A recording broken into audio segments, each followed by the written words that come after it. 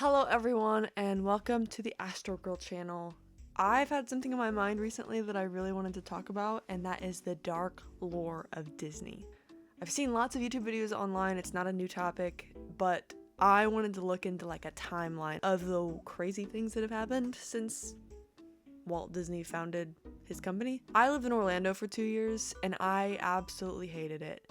Over time, I kind of learned that people only go there for two reasons.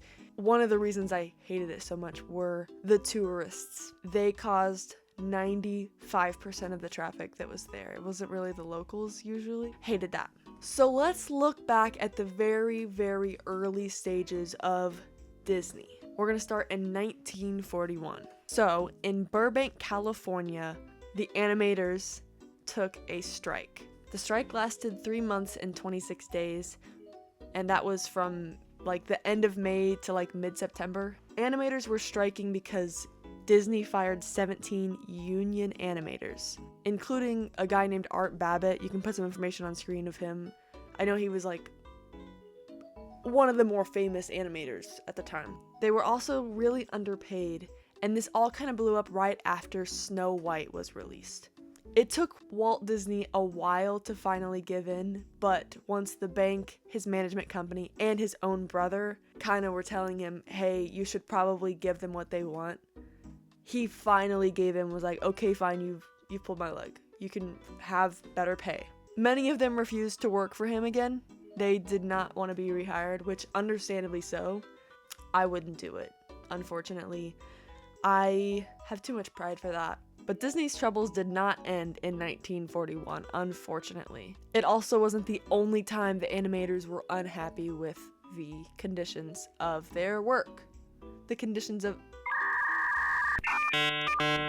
wasn't the only time Disney upset their employees. Let's go to 1958 to something a whole lot smaller and a whole lot cuter. If you know about lemmings, it's a small little like rodent creature, you probably think of them jumping off of a cliff. But why do you think that? Well, it's because of Walt Disney. So in 1958, Disney made a pseudo-documentary named White Wilderness. It came out as a part of their True Life Adventure series. But in 1982, CBC exposed them for that documentary being fake. CBC released a documentary called The Cruel Camera, and it outlined some of what Disney did. Actually, it kind of focused on a lot of the things that Disney did in that film, from what I understand. I haven't seen the whole thing, but from what I was reading when I was researching, it was a lot about Disney. So in the film, it shows these lemmings running down and tumbling down this cliff. They reach the final precipice. This is the last chance to turn back.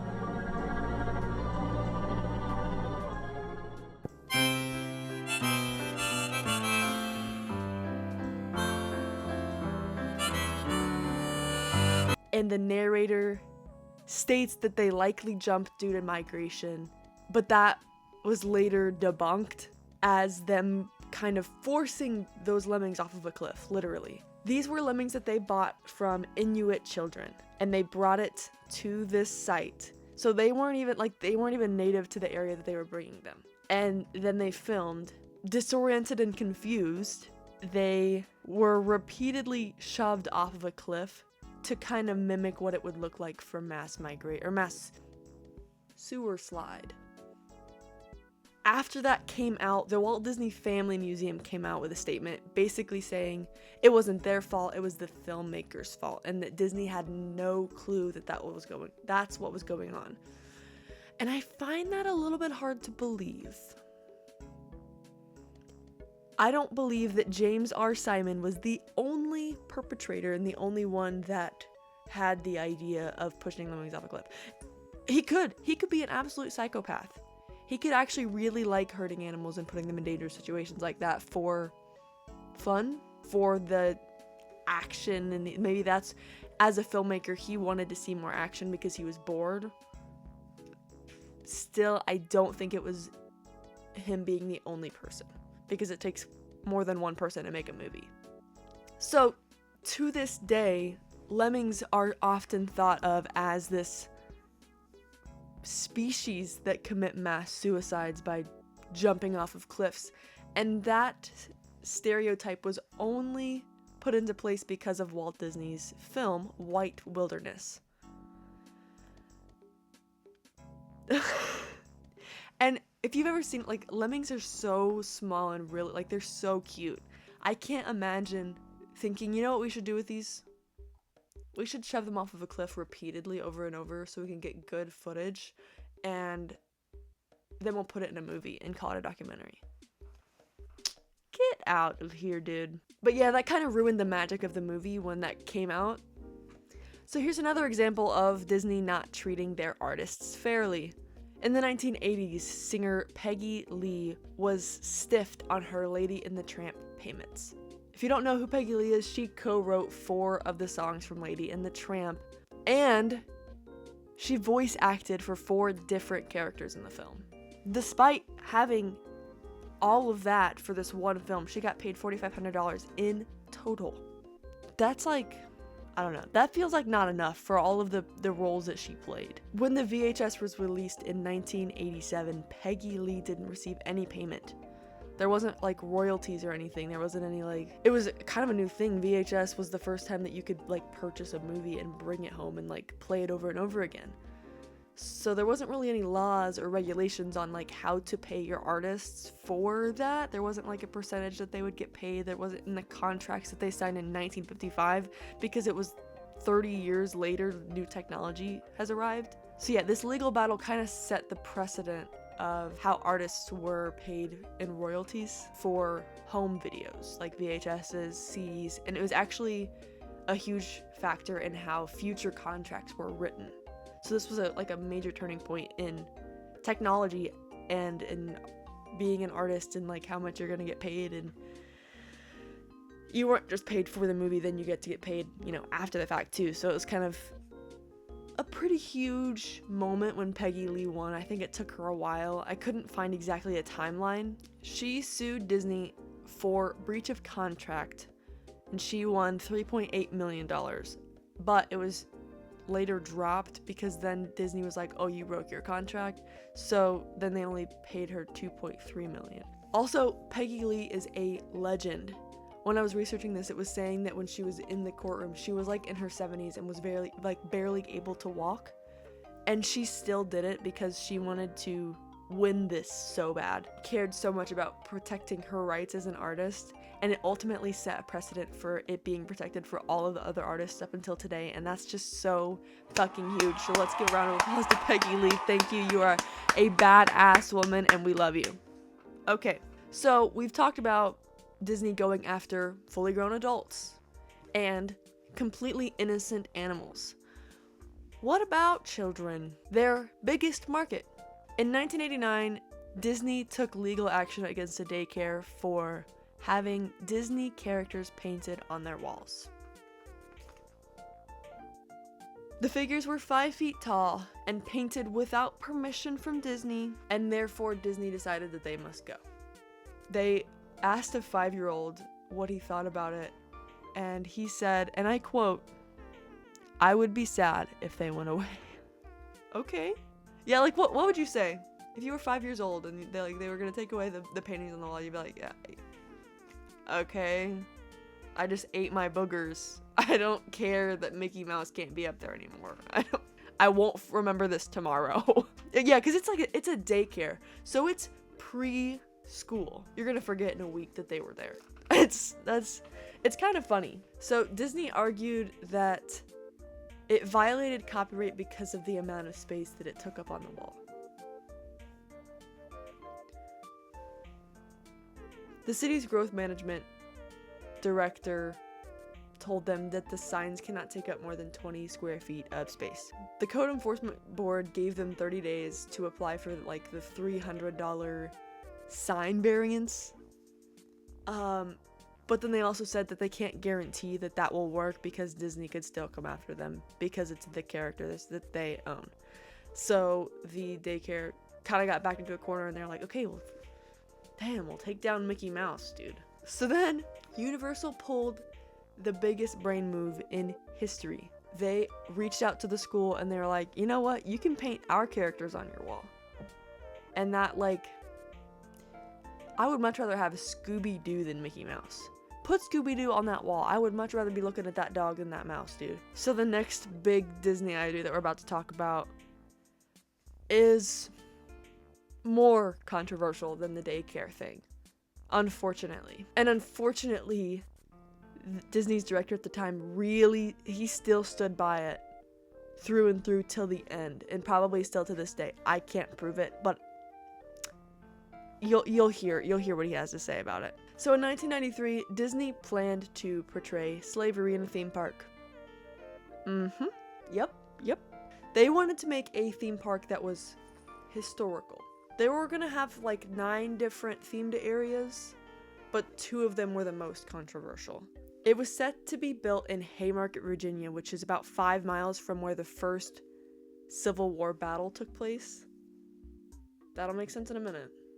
The theme park was supposed to be history up until about like 1945. And it was very cherry-picked history of like, what's marketable? You know what I mean? What can we whitewash enough and put a mouse next to that like would make us more money that we could turn into a souvenir? That's kind of the vibe that we got, you know? Allegedly.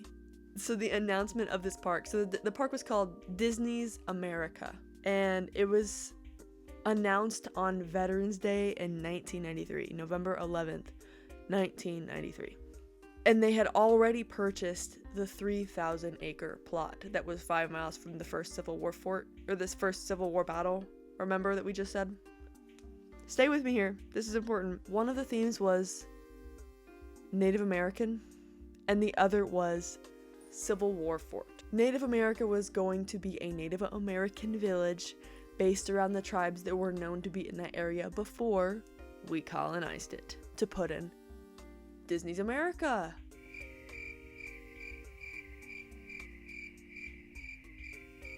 Moving on.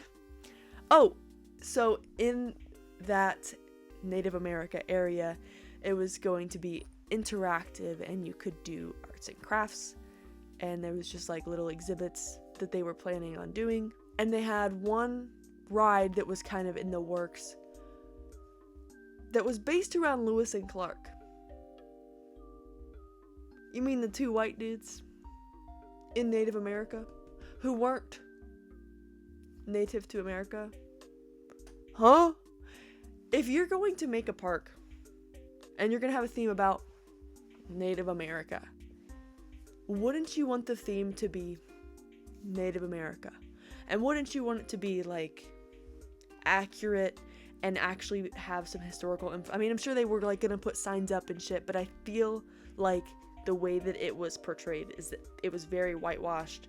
Anyways, we're gonna move I'm gonna get way too deep into that. The other one that was very controversial was the Civil War fort, because it was going to depict slavery next to a Mickey Mouse cartoon. And a lot of people were outraged by the whole park in general because it felt like it was trivializing history in a way that makes it not so... It's glamorizing it, if that makes sense. It's like, oh yeah, Native Americans were here and now we can ride the Lewis and Clark boat ride. And it wasn't like a it wasn't like historical tourism where you go somewhere because it has a history and you go to learn about the history and you go there to experience the history. Like the Civil War battleground that was 5 miles from the place. The other concern that people had was that it would turn that place of Virginia into a tourist town, which would take away from the fact that that was where the first Civil War battle took place. So it would no longer be a town full of historic history. It would turn into a Disney town. I don't know if you've been to Orlando, Florida, but it's not where I would choose to spend my time and money. So then almost a year later, on September 28th of 1994, Disney announced they weren't going to go through with the plans to build the park. Thank God. Thank your lucky stars right now. What baffled me the most about that was Native America putting in a ride about 2 white men.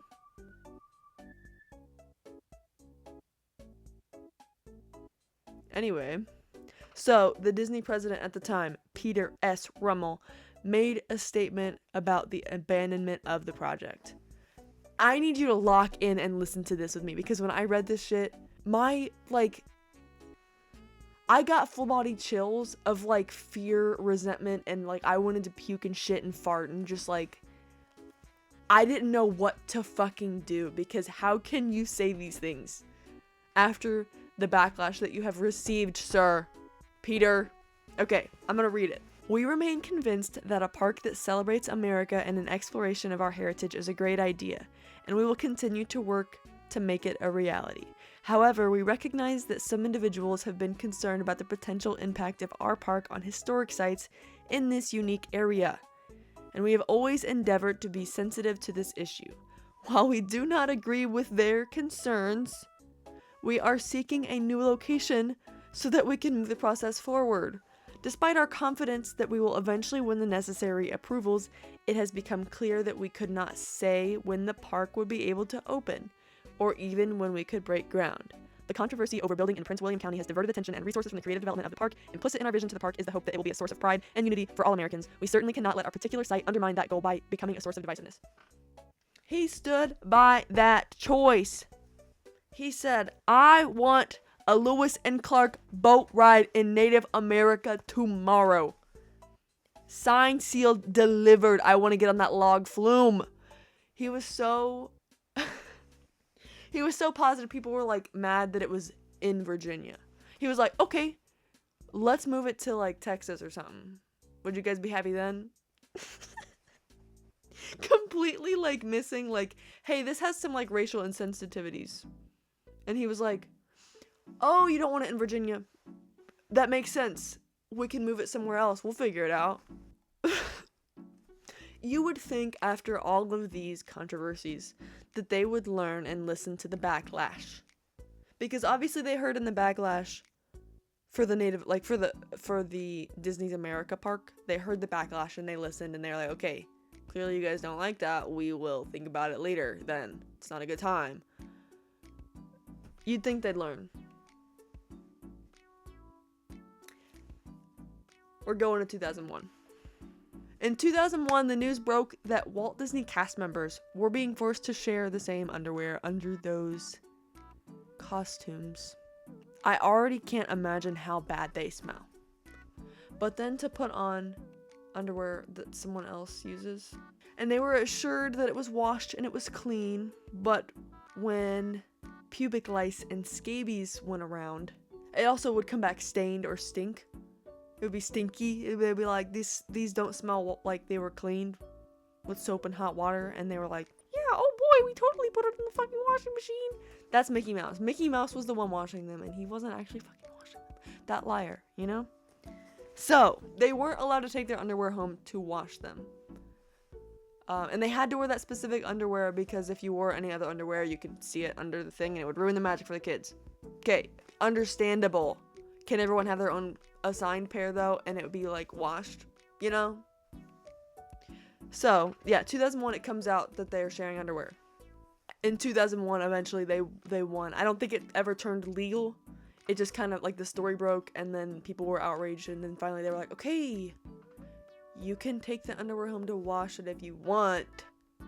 I thought you might want pubic lice. Yeah, okay, so Orlando's hot. Wearing a big ol' fursuit in dirty ass underwear, pubic lice and scabies. I'm hot, I'm itchy, I'm quitting. Absolutely not. I cannot believe that people stayed there for the moment I got pubic lice or scabies. I would say, I don't think I could last one day on a 105 degree July day in a fursuit. Big ass head on, mute, kids coming up to me, screaming, yelling, farting shit in their pants. No. There's a reason I'm not having kids. Let's move on to 2003. Another safety problem. This time, instead of basically chemical warfare, it was a problem with a ride. Many of you Disney freaks probably know the lore of all of these rides and know when they existed. I've never heard of this before in my life. But there was a ride called Big Thunder Mountain. It was a 22-year-old man named Marcelo Torres, and he died on Big Thunder Mountain in 2003 due to a maintenance error on Disney's part. 10 other riders were also injured in that same incident. Apparently, ride operators heard a strange noise for a full 30 minutes before the incident happened, and they chose to ignore it. After the incident, of course, they had inspectors come and look at the ride to investigate what could have happened, how it could have happened, the whole shebang, to figure out who was at fault, if it was just a freak accident or not. It wasn't. No, the maintenance person did a faulty repair, and the manager did not inspect it and just signed off on it without inspecting. Disney and the Torres family settled out of court for an undisclosed amount of money. That is awful, terrible, tragic. I can't imagine going through that and then it being the company's fault. So, speaking of fursuits and shit, 1 year later, after Big Thunder Mountain incident, Tigger was accused. Okay, the man who played Tigger, the man who was inside the fursuit in Orlando in 105-degree weather, was accused of fondling a teen, which is a serious accusation. This action was only alleged. Her family went to press charges. The guy's name was Michael Chartrand, and he rejected a plea agreement and went to court. The court ruled in his favor on the grounds of he couldn't possibly do it in his suit, I guess. I don't really know, So yeah, the court ruled that the costume made it nearly impossible to touch anyone inappropriately. Okay. Maybe it was just a money thing. You'd think, right? Like, okay, maybe it just happened. Surely he's not a bad guy. The following month after he got back, because they put him on a leave of absence during this, because they were like, okay, if you're touching kids, we have to investigate that and make sure you're not doing that before we can, let you back. Personally, if there's an accusation, I'm probably I'm going to say, you know what, I'm going to ask you to leave, because you don't need to be around children at all. Anyway, Disney did not do that. He gets back. He's now playing as Goofy, and he was accused of shoving 2 photographers, and he was suspended once again. Yeah, he actually shoved 2 photographers. So I don't know if any of this was, I couldn't find if he was rehired, if he ever got fired, if these things were proven true or untrue. Still a controversy nonetheless. It had to be a part of the dark lore. 2009, Disney was sued over a monorail crash. Austin Woonenberg, I'm sorry if I said that name wrong, was caught in a deadly crash of the monorail. He was the pilot. He worked for Disney. There was a track switch error that caused another monorail to back into the monorail he was in. The manager at the time was not in his post in the tower. If he had been in his post, he could have seen what was going to happen and potentially been able to stop it. So that was a huge deal of why weren't you in your post? This just happened, and what the fuck were you doing? So Austin's mother sued Disney in a wrongful death case. They settled out of court, which that seems to be kind of the theme, is Disney just kind of slips some money under the table so that way it doesn't have to be public knowledge. But the case was dismissed in 2011, just 2 years after Austin was fatally killed in that accident. I want to know who these managers are that aren't doing their jobs, and why do they still have a job doing these things that could potentially be a life or death situation. I understand that you've got a lot of shit going on, you got to do a lot of things as a manager, But if that's the case, you need to have somebody at that watchtower. You need to hire someone specifically for the watchtower. You know what I mean? I've had a history of bad managers. Here's yet another poor business decision. 2012. Okay, the world is apparently ending. That movie comes out about 2012, and like everyone thinks that, I don't know, the rapture's gonna happen or the world's gonna implode or whatever. I don't even know what they thought was gonna happen. I was fucking 10 and I was like, okay, the world's gonna end. I don't know what that means. Disney made a licensed Valentine's Day candy that's like, you know, the dipstick candy. One side was vanilla and the princess was Aurora. The other side was watermelon and it was Tiana.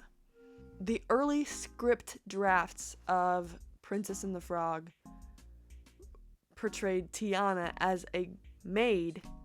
Her name was Maddie. She was a maid for a white family. The script was eventually rewritten for her to be Tiana, and now she wants to own a restaurant. She wants to own and run a restaurant. That was her dream. But that wasn't the original plan. Anyway, people were obviously pissed because it reinforces that same stereotype that black people love watermelon. A company that large has a marketing team and a PR team, and like, how do you not see the issue with that before rolling that out? You know how many desks that probably went across before it was like made, and nobody thought like, hey, you know, maybe that's not a good idea. Maybe that's actually reinforcing a negative stereotype that we shouldn't be putting in front of kids. Some people just kind of chalked it up as an oopsie daisy, but I feel like when you are a company that is that large, your oopsie daisies shouldn't, in my opinion, it shouldn't be racially insensitive oopsie daisies. I feel like we should all have developed minds and know enough about life and the world and like society and stereotypes that we can kind of avoid those things. Or have a diverse enough crew that like, if you actually did not know that, you have a diverse crew that can help you like, hey, we probably shouldn't do that and here's why. And then educate. That product, Disney didn't say anything about this outrage. Like they said nothing. But they quietly just disappeared from the shelf without a trace. I think of it like they were just like, let's just take it. Let's just take it. We'll just put it over here.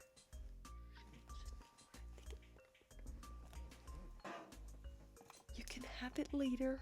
That's how it feels, is that they were like, when you take something from a kid and you don't want them to make a fuss, you don't want it to be an argument, and you take it from them and you're like, you can have it later. That's what it feels like. Okay, so speaking of racially insensitive, let's go to something that was a bit culturally insensitive. 2013, 1 year later. They did not learn from their mistake in 2012. The backlash. They did not listen.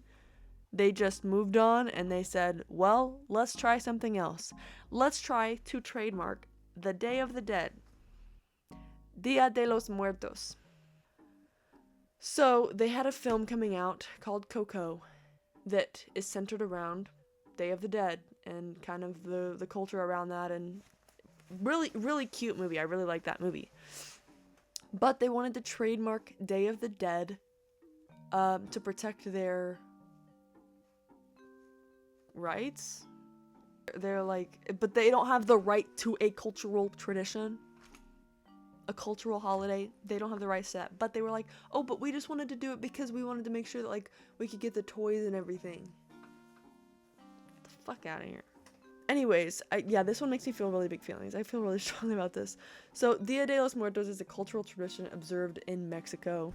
The tradition honors and remembers deceased loved ones. Usually you put out an ofrenda with their pictures and some of their favorite things that they loved in their life. And it's to remember them and to keep them alive in the afterlife. That's kind of what the movie shows as well. So Disney claims that the reason they wanted to trademark it was to protect the film's copyright and not to claim the holiday. Due to the very widespread negative reaction, Disney withdrew their trademark application, rightfully so. So maybe you're thinking, like, okay, we've had so many mishaps and problems and backlash from 1941 to now 2013. Surely this was the wake up call. People are pissed about what we've been doing. We should change things up. No. 2016. Clock it. Is it the middle finger? Clock it. I don't know. I don't have my nails on, so I can't be all sassy. Okay, 2016. Moana comes out. Huge success, grossed almost $250 million. The film had already kind of gotten some backlash for portraying Polynesians as unattractive and overweight. That was kind of like a talking point at the time. People were kind of pissed about that. They were like, hey, what the fuck? You're, again, reinforcing negative stereotypes about an entire culture. What are we doing? So, because the film was so popular, they wanted to make Halloween costumes. Great, cool. What was it? Well, if you wanted to be Maui, how about you put on a brown skin suit with traditional Polynesian tattoos on it? If you aren't familiar, Maui is a Polynesian demigod. It's not just from the movie, like it's an actual cultural belief as well. So the costume itself was pretty much the brown skin suit with the Polynesian tattoos, a bone necklace, and a faux grass skirt. I feel like the better option would have been to dress up as the chicken. That would have been way funnier. Or the pig. Those are two cute and funny options. Anything but that. Why? Why? And like the other thing is like kids don't understand the difference. Like they don't know that would be wrong to do because they're like, oh, I loved Maui. He was awesome. I want to be Maui. That's a normal kid behavior. So yeah, many people took to social media to bash them publicly everywhere about it, and they eventually removed the costume off of their website. Praise the Lord, you know? So, we've now covered a lot of racial insensitivities, cultural insensitivities. Let's move on to some other awful fucking terrible shit that happened, because that's what this video is about. In 2016, an alligator took a young child's life. 2-year-old Lane Graves was playing in the sand at the Grand Floridian Resort with his father. He was making a sandcastle at the Seven Seas Lagoon when an alligator came and pulled him into the water. His dad tried to step in and save him, but ultimately couldn't. It turns out there were no swimming signs posted, but there were no warning signs for alligators. Disney later added alligator warning signs across the park just to let people know. Overall, really tragic, really terrible. I can't imagine how awful that must feel, and my condolences to that family. Also in 2019, Disney made headlines. A 4-year-old Spider-Man fan named Ollie Jones passed away to a rare genetic disorder called leukodystrophy. One of the highlights of the little boy's life was seeing Spider-Man at Disneyland. His father wanted to immortalize that joy of that day by putting Spider-Man on his child's headstone. His local council referred him to the proper councils at Disney, but they ultimately refused. Disney blamed a policy that dated back to Walt Disney himself that forbade any sort of character being on any memorialization, such as headstones, urns, memorial markers in general. They just weren't allowed, according to Walt Disney. They claim that denying him permission to put it on his headstone would preserve the innocence of the characters. An online petition for this issue had over 12,000 signatures, and Disney still said no. They instead offered the dad a special drawing. So to make those matters worse, in this same year, 2019, Marvel, who, if you didn't know, is owned by Disney, allowed the family of another child to put Iron Man on his gravestone after he lost his battle with cancer. What the fuck? I'd have been pissed. I'm sure he was. I'm sure he probably still holds that fucking resentment. The last one I'm going to talk about today is the Splash Mountain ride. In 2020, the popular log flume ride Splash Mountain had plans to remodel after years of criticism. The ride was originally themed after a 1946 film called Song of the South. That movie has a lot of harmful, stereotypical, and offensive portrayals of African Americans, as well as a romanticized view of the antebellum South. A Change.org petition requested that Disney change the ride, and Disney eventually announced that it would update the ride to feature a Princess and the Frog theme. It later reopened in 2024 as Tiana's Bayou Adventure. I want to make it clear that this is just scratching the surface of the controversies of Disney. There are way more that I could have put in here, but we would be here for days. I also had a hard time finding information out about some of these. It took some, I was a couple of pages deep into the Google search sometimes. But I did the work to bring you guys this content. You're welcome. I want to know which of these stories surprised you the most. If you have your own controversial Disney story or take, I'd love to hear about it in the comments. Go ahead and tell me some of the Disney controversies that I missed or didn't talk about, because I might not know about it. I am not locked into the Disney lore like a lot of people are. I'm not a Disney adult. I don't know a lot about it. I've seen the Mulan and whatnot, the old ones, Pocahontas, but I don't know the lore. So I'd love to hear what you guys have to say, what you guys know about it. And if you guys like this video, like, comment, subscribe. Thanks for watching, and I will see you guys in my next video. Oh boy, I'm not gonna wash your underwear. You're gonna get pubic lice and scabies.